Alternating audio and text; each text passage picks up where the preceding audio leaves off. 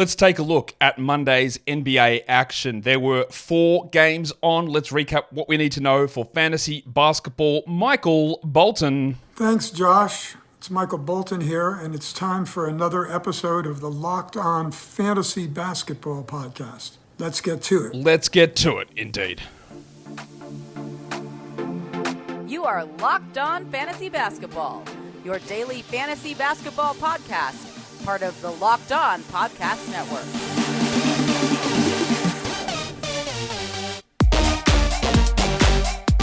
Hello and welcome to the Locked On Fantasy Basketball Podcast, brought to you by Basketball Monster. My name is Josh Lloyd, and who do you think you are?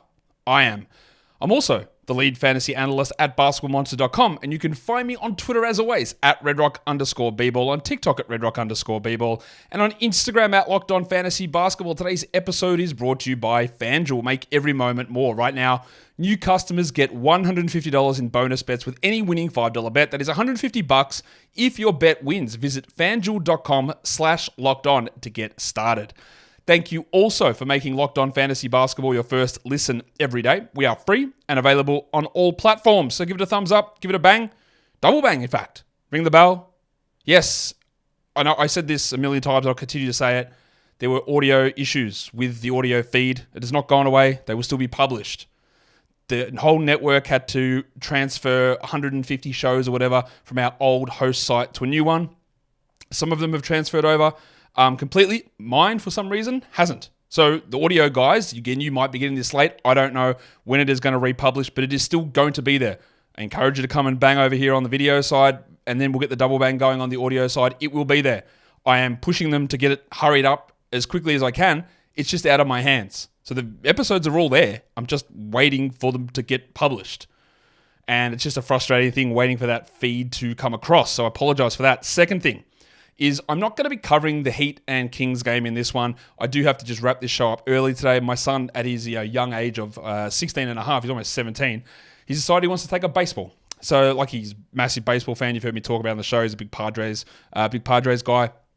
And he wants to take up playing baseball now. So he's got his first practice session tonight, so I'm taking him down to that, and being there for that. So I'm just not going to be around for the end of the game. Otherwise, again, you could wait, and the show would come out 5 hours later. But I'm just going to do it without that. And that Heat side of things, it's irrelevant anyway because there's suspended guys who are going to be back next game. You might have 4 different players return from Monday to Tuesday in the Miami situation. I will write up notes for it on Basketball Monster, but it just won't be included in this podcast. So this is going to be a shorter show. It's going to be a shorter show. Simple as that. Let's talk about what we need to talk about for Monday across the fantasy basketball landscape. What is some news? You'll be shocked to know that LaMelo Ball remains sidelined with that ankle problem. Still don't really have any idea if or when he's coming back or what the problem is. But he's out tomorrow. I'd expect he's out a couple more this week, but who knows?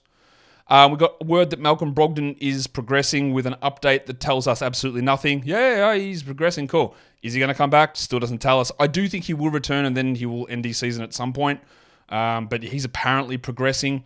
And then we got the word that Isaiah Livers' season is over. We never got to see him play a game in the Wizards uniform, which I'm sure Wizards fans are entirely grateful for. But his season is done. That's really the news updates that have come through since we last recorded. So what we want to look at now are some waiver wire trends. Who's been added, who's been dropped over the last 24 hours. The most added list. A lot of the guys were the guys playing today on a lower volume Monday. Of course, tomorrow's a higher volume day in the NBA with 11 games on, the only high volume day this week. Andy Nemhard up 24%. I think that makes sense. They've got a really good schedule this week, the Pacers. He's playing a starting role, and Neesmith's still out. Simone Fontecchio up 16%. Fringy, but good with their back-to-back, and he's playing today. Duncan Robinson, a ton of value with everyone out there in Miami, so it makes a lot of sense. He's up 16%. DeAndre Hunter's just playing well. Now, the Hawks aren't playing today, but he's playing well enough to be added with Trae Young out. Gaz Trent up 14%. He's always worth at least a stream option. Not sure he's always going to be the must-roster guy. And then Ben Mathurin up 12%. Again, Pacers, great schedule. Don't really trust it long-term. He's playing well at the moment. The opportunity's there. The schedule's strong. All those moves make complete sense to me.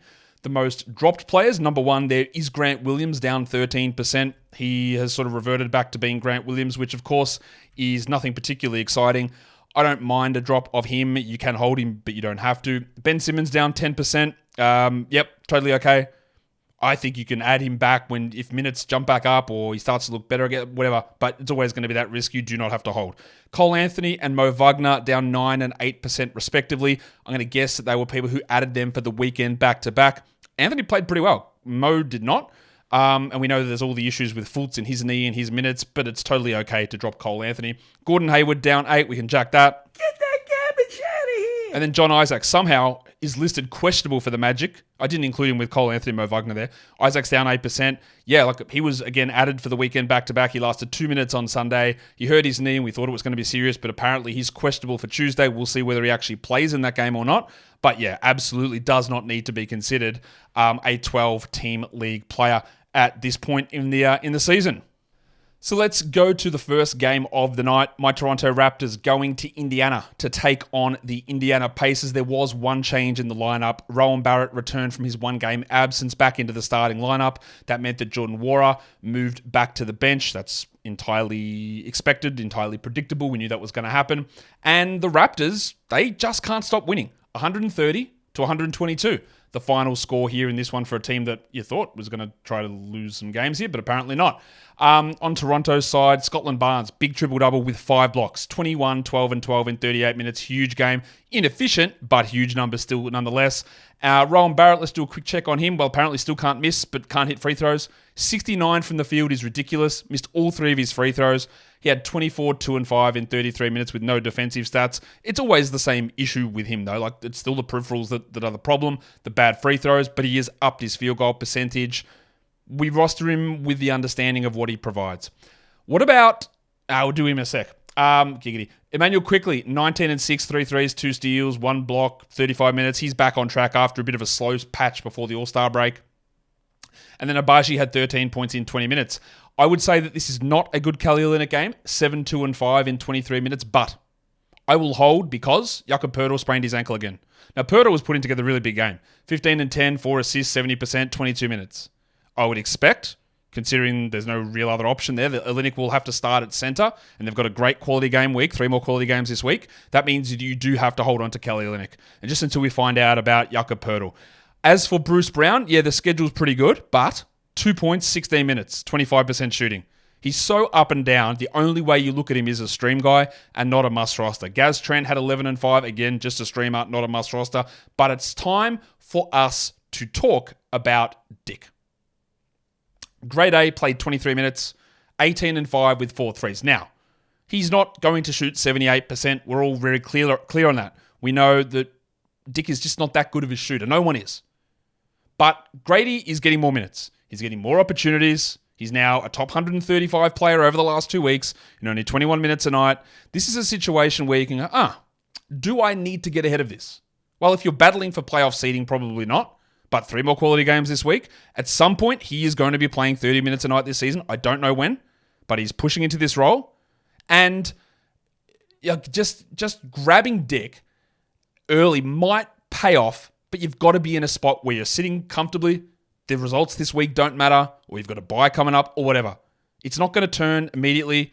Although, again, if you are going to do it and grab Dick this week, it's probably the best week to do it because you can sit on Dick this week with the 3 more quality games, stream him in those days, see how it all plays out, and you don't actually lose out a huge amount.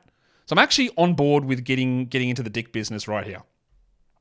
For the Pacers, Ben Mathurin was great. 39 minutes, 34, 9 and 5, 5 threes, 2 steals, 1 block. He will never have a better game than that. That is one of the best games you will see. Like that's monstrous line of the night worthy. That's huge from Mathurin. Now, obviously, he's been trash most of the season. He's turned in a couple of really strong games here in a row. Don't mind adding him. The schedule's really good. Just don't expect that level of across-the-board production. Similarly, don't expect Tyrese Haliburton to have 9 points on 18%.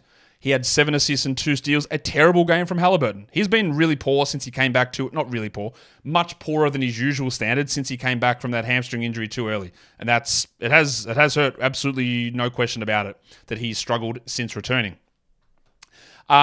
What else happened on the Pacers side? Siakam was pretty good, 27-9 and 6. Turner, 16-11 is all good. McConnell, streamworthy, 10-4 and 4. And Nembhard, not great, 11 points, 1 assist, 1 steal, 27 minutes, shot poorly. He had been playing well. I do think that both Nembhard and Mathurin have 12-team roster spots at the moment, especially in this week.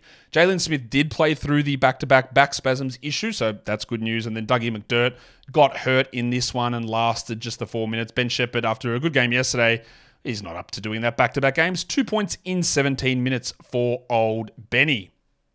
Today's episode is brought to you by Nissan. Are you the kind of driver that likes to push things a little further? Do you ever wonder what adventure could be around the next corner? Well, our friends at Nissan have a lineup of SUVs with the capabilities to take your adventure to the next level. The 2024 Nissan Rogue is perfect for city drives and great escapes. Class-exclusive Google built-in is your always updating assistant to call on for almost anything. Gone are the days of connecting your phone. You can get Google Assistant, Google Maps, Google Play Store built right into the 12.3-inch HD touchscreen infotainment system. The 2024 Rogue is the perfect mid-size crossover for your next adventure. And Nissan's incredible lineup also includes the 2024 Nissan Pathfinder with room for up to 8, an expansive cargo capacity, and advanced available 4x4 capability. With 284 horsepower and up to 6,000 pounds of towing, when adventure calls, the Pathfinder is there to answer. So take the Nissan Rogue, the Nissan Pathfinder, or the Nissan Armada and go and find your next big adventure. Shop nissanusa.com. Let's go on to the second game. Close one here. The Knicks get the win over the Pistons, 113-111 the final score. There's a lot of hate still around Cade Cunningham, but he's good. It's so simple that he's good. He just is. The last 2 weeks, 26th ranked player. 32, 5 and 8, 2 blocks, 5 threes, 53% shooting. Hadn't had a free throw in his previous 2 games, but got 8 of them here, went 7 of 8. Shot 71% from 3, which is obviously not going to hold. But he's been, again, people think that it's been a complete disaster of a season for him. It just hasn't even remotely close to being that. He's picked in the 3rd round on a -1 rank. He's returned 3rd round value. Might even be higher than that, to be honest. And that's with that knee injury and the insanity of the lineups earlier in the season, which still continue, to be honest. He's going to be really good. I'm fairly confident he's going to be good. Jalen Duren had 11 and 16 here. Didn't shoot well. It would have been a lot better. And then we only got 24 minutes out of Jaden Ivey because Monty was up to his old tricks. I'm not saying that Ivey played well. He only shot 30%. He had 14, 2 and 3, but he was perfect 7 of 7 from the line. But we're getting shenaniganized because we got more Quentin Grimes minutes and that limited Ivey. I am still holding Ivey, but I understand there are definite downsides to what he does. And if he's a 24-minute player, which I'm not sure he will be, that is hard to hold. Because they gave extra minutes to Quentin Grimes. Grimey played 24 minutes and really went off in the 4th quarter. He ended up with 14 points, 3 threes, and 3 blocks. You know I really like Grimes as a long-term guy. I think he's a very clear 14-team league player. I'm not willing to invest 24 minutes of... If he's a 24-minute night guy, I don't think he's good enough to be a 12-team league player in those minutes. But obviously, these are ridiculous numbers. And he's 2 games back so far, 93rd ranked player per game. Largely because of those outsized block numbers, but he's looking good.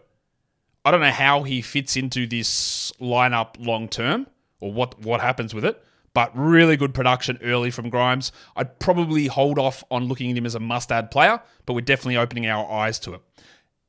Evan Fournier had 7 points in 20 minutes, while Asar Thompson played a lot. That's great, because we saw his minutes drop way down, but this is where the unpredictability comes in. Why did he play 25 minutes last game and then 36 here? He only had 7 points, Asar, with 4 rebounds, 3 assists, and 3 steals. You know what the story is with him. You know there's going to be ups and downs. You know you're relying upon defensive stats. And if that works, that works. It's not for everybody, but he probably should be on a roster. While Fontecchio, again, he's just mid. 12 points, 33 minutes, 2 threes. And then next game, tomorrow, we have to deal with probably the return of Isaiah Stewart. So how does that impact things? Fontecchio is only a stream guy. He is not a must-roster player in 12-team leagues. I think we've seen the evidence of that. For the Knicks, they get the win, barely. Let's talk Bojan Bogdanovic. Get that garbage out of here. 22 minutes, 13 points, 3 threes, 6 rebounds. That's a stream guy only, not a must-roster guy, and it is not getting better because guys are coming back. Brunson continues to carry as much as he can. 40 minutes, 35, 1 and 12 with 2 steals. And the big Ragu had 21, 3 and 4. Dante DiVincenzo, 5 threes and 2 steals. Good shooting night there. We got bad Precious 4 points on 29%. He did bring 11 assists and 2 steals and 2 blocks. That is great. He played only 34 minutes. So those 40-minute nights of Precious have come back. And again, I think he is very clearly going to end up as a droppable player. He's not there yet, but he will end up there. Same with Josh Hart, who played 42 minutes here. He had 23, 8, and 6. That's great. Bad from the line. These are great numbers. But the minutes just don't make sense long-term when other guys return. Hartenstein, minutes up again. 27 minutes, 6, 8, and 4, steal and a block. Don't drop him. Make sure that he is rostered. He is rostered over Achua and Hart. He should be. As the minutes will push up for him as he gets back from that injury, while Alec Burks had 7 points in a revenge game in 14 minutes. We're still getting Jericho Sims played 20 minutes for God knows what reason. That's not going to last. Other players are going to return, and he will not play. But the Knicks, at least they get the win because obviously they've been struggling quite a bit. But we're starting to see things take shape where you're seeing Bogdanovic drop off, and you're going to see pressure start to drop off, I believe, later on as well, just with the squeeze of other guys coming back and getting some minutes. Today's episode is also brought to you by BetterHelp. Our sponsors, BetterHelp. It's important to be able to get things off your chest, big or small, certain things in life that can really start to get to you. You see me do it. I get things off my chest on Twitter about NBA teams and their injury reports. I get annoyed, so I get it off my chest. And it's important to let this stuff out at times, sometimes to people who are unbiased in your life. So that's what happens in therapy. Am I going to tell my therapist about NBA injury reports? Maybe I should instead of putting it out on Twitter. Maybe I should do that. But if there are things in your life that you need to get off your chest, do it. Whether it's your sports team, your favorite team that paid $76 million for a coach who doesn't care to be there. Venting on this stuff and getting the skills to cope with things that frustrate you, no matter how big or small, is one of the things that therapy can do. Therapy can be different for everyone, though. And a lot of us, and all of us, will have bigger problems than what's going on with our favorite sports teams. So, if you think about starting therapy, give BetterHelp a try. It's entirely online. It's designed to be flexible and suited to your schedule. So visit betterhelp.com/lockedonnba to get 10% off your first month. That is betterhelp, HELP.com/lockedonnba. Let's go to the next game. The Brooklyn Nets against the Memphis Grizzlies. There was a change in the Nets starting lineup. Ben Simmons did not start, but not because of what I thought would happen. I thought they wouldn't play him considering he hurt his knee on Saturday and they had a back-to-back coming up and it would make sense that he wouldn't play on Monday. No. They just decided they were going to start Dennis Schroeder and Simmons was available to play. Now, of course, he's not going to play tomorrow. The sense in this is absolutely absent. I don't get it whatsoever, but that's what they did. So there you go.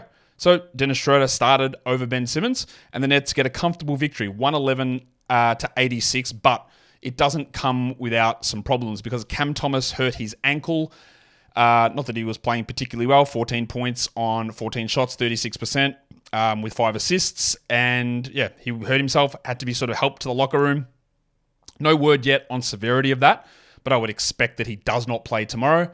Ben Simmons has already been ruled out for tomorrow, so they're going to be without both of those guys. So that's going to mean that more minutes there for Dennis Schroeder. It probably means more for Dennis Smith, who didn't play a huge amount here in this one, and probably more for Lonnie Walker. I wouldn't be looking to stream like a Dennis Smith or a Lonnie Walker with 11 games on. You can probably find better options there, but you just need to wait to see what we hear about Cam Thomas to see how long he's going to be out. A game where they didn't need to push many guys into big minutes, the Nets. We had 21 minutes only from Claxton, 10 and 4 with 3 blocks, 100% shooting, but he had 4 fouls. That meant we got a little bit more from Day'Ron Sharpe, 8 and 8, but that's about it. Schroeder started, he was fine, 18, 2 and 5 in 26 minutes. Again, it's hard to read a huge amount out into this game because of the margin. And even Cam Johnson had 12 points in 25 minutes with 2 threes. Does Johnson play a little bit more if both, well, we know Simmons is out, but if Simmons and Thomas are out, is that the direction they go?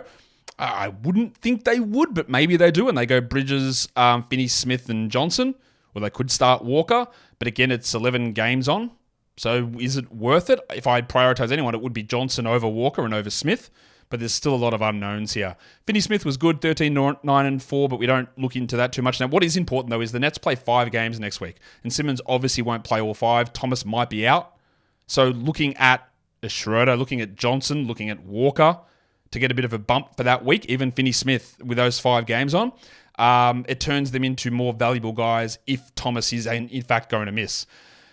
Mikal Bridges continues to be like horribly disappointing. 11 points, 31 minutes, 3 threes, 2 steals, 40% shooting, bad from the line.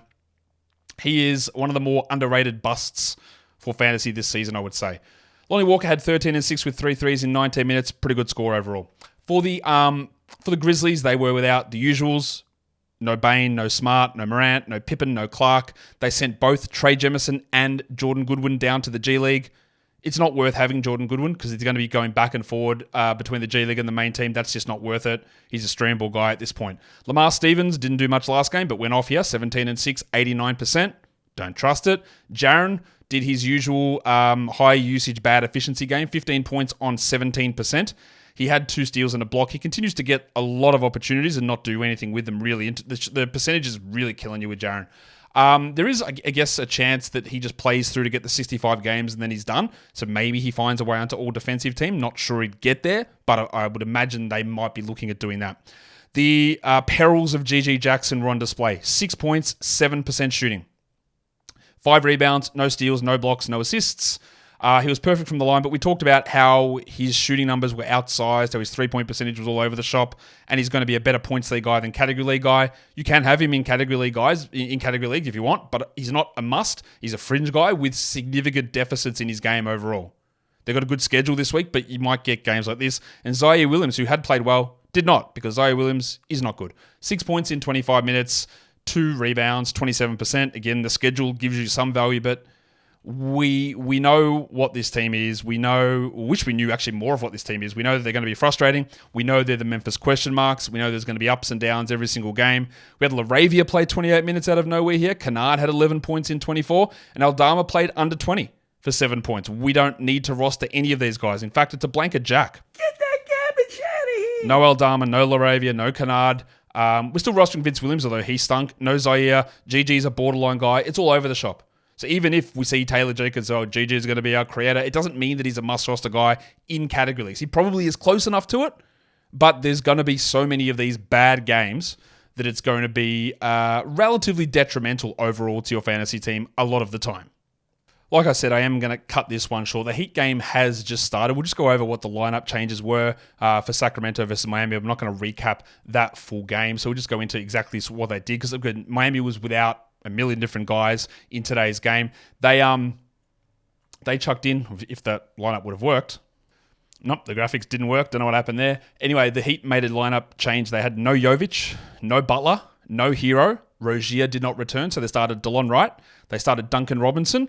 They had Caleb Martin in there. They started Jaime Jaquez and Bam Adebayo. They were giving first quarter minutes to Cole Swider and to Alondes Williams, but you're going to have Jovic and Butler back tomorrow. You might have Hero back. You might have Rozier back. The team's going to look entirely different. So at the moment, as I'm recording this, we're in the middle of the second quarter. There's not really anything notable going on. Like DeLon Wright's had 2 points and 2 assists in his 11 minutes, but he also wasn't in the rotation last game. So not someone that I'd be rushing to pick up.